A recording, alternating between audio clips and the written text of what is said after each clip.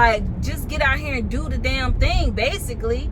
As much as it grieves my soul to not be able to finally be able in something that I can afford of Gary Vee's right now, logical and reasonable thing to do would be to save my coins just in case things go terribly wrong. Good morning.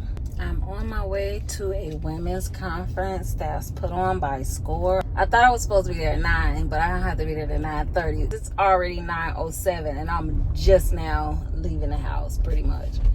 Luckily it's a Saturday, so it's not a lot of traffic as of right now. I don't really know what to expect. I've been signing up for stuff, but truth be told, I ain't really been, I don't know.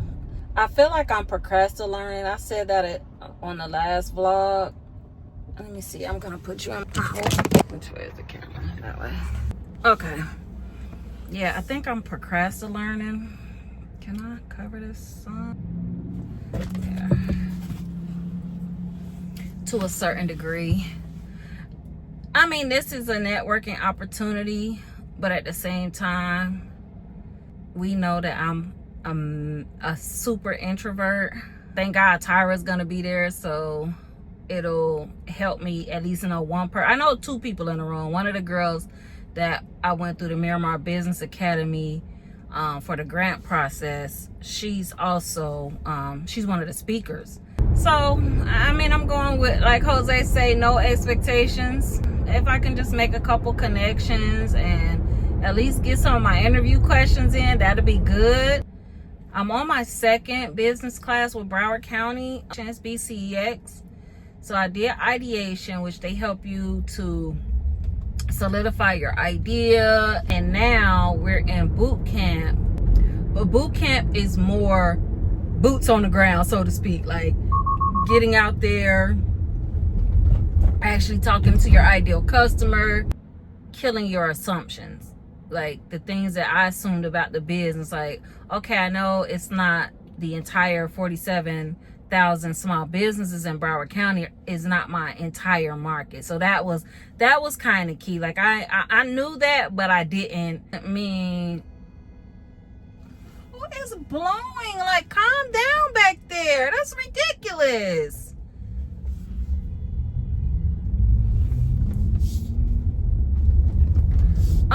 It's a student driver, and she was scared that she could turn right on red, and she was in front of me, but there was like 3 or 4 cars behind me. Somebody like way back in the back of the line was blowing like go, and I'm like, come on, you don't know what's happening up here. You don't know if it was somebody in a crosswalk that you can't see because you like 4 cars behind, and they were just laying on their horn. I don't know if you could hear it on the video, but that was just ridiculous. Like, people, if somebody's not turning, yeah, she could have turned. Granted that, but you saw far back, you don't even know why they're not turning. So just shut up. Like, if it was me, I wouldn't have blew at her anyway, because I saw she was a student driver. Little young girl looked like this probably her first day driving a car. So, you know, just ignorant. If you had to be somewhere like, I should have been here, I should have been left the house, that's on you. And if you had a real emergency, you should have called 911. So calm down. Okay, rant done. That just pisses me off when people be just blowing the horn and they don't even know what's going on.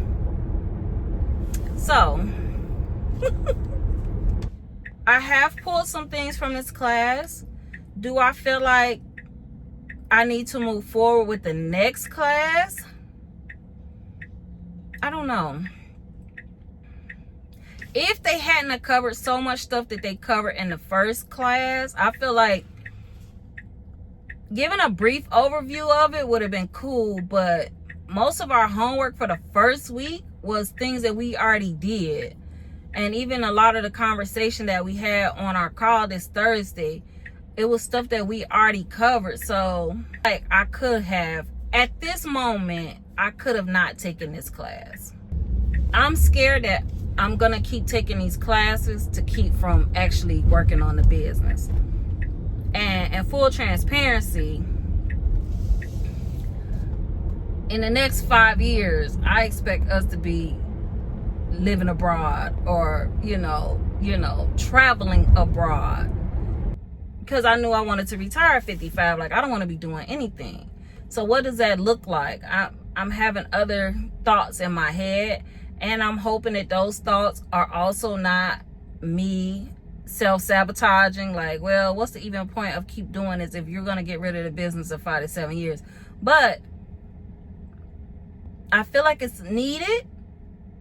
Personally, you know, it was something that I needed for myself. So if I'm going to do it for myself anyway, why not, you know, make money from it and also help other small creators? So, you know, it's a win-win-win.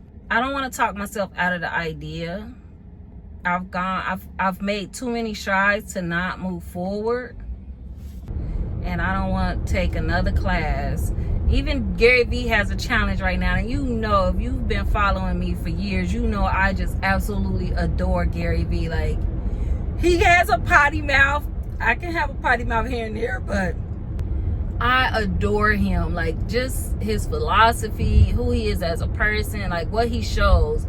I think he is who he really says he is. Like, he's been consistent for, I want to say 2000. I've been on to him since like 2007, 2008, like early Gary Vee when he popped off. And he's been consistent in his messaging and who he is and how he presents himself. Like, he don't give a fuck. Like, and he has a stand challenge right now. So if you open a stand store through his link, you can get, you know, be on the calls with him for the next, they already had the first, it was 8 weeks. So they already had the first 3. I think that's the 4th week. So 4 more weeks, you know, you could be on a call with him. And I wanted to do it. I even pulled out my card to do it, but something happened with my Apple Pay that it didn't go through. And I just took that as a sign, like, because I was hesitant to do it because we're in a government shutdown and my husband is not getting paid right now. We don't know how long this is going to go forward. And I'm like, I don't want to put any additional monetary burden on us, not knowing what the next few months is going to look like. And I might need them $300 to pay something, you know, if things get super tight. So I took that as a sign. And Gary Vee himself said, like, look, if you in debt or like if you can't do it, don't buy my stuff. Like, don't do it. If you can't do it, don't do it. And I felt like signing up for that Gary Vee challenge at that moment was another thing of me procrasti-learning. Like, I've been listening to Gary since 2000, at least 2008 at minimum, right? And he's saying the same thing, and it's more like, just get out here and do the damn thing, basically. So this opportunity, I'm gonna have to let pass.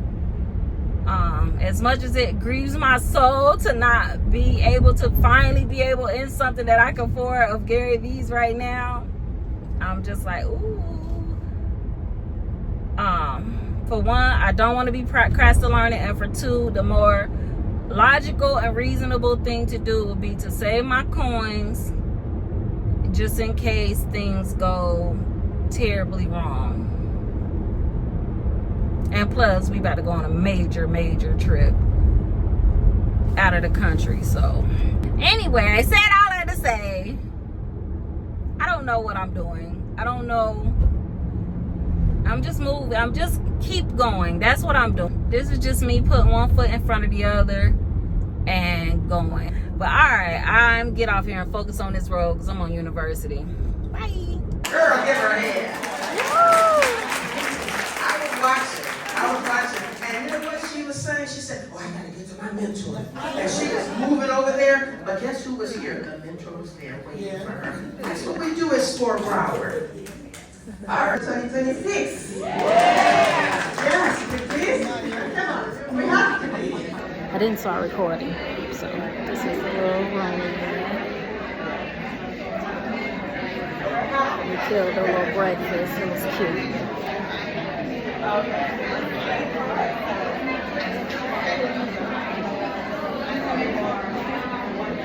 I am such a jerk because I'm too scared to go talk to anybody to do interviews. I'm so ashamed. I was just at a terrible angle. Probably couldn't hear me.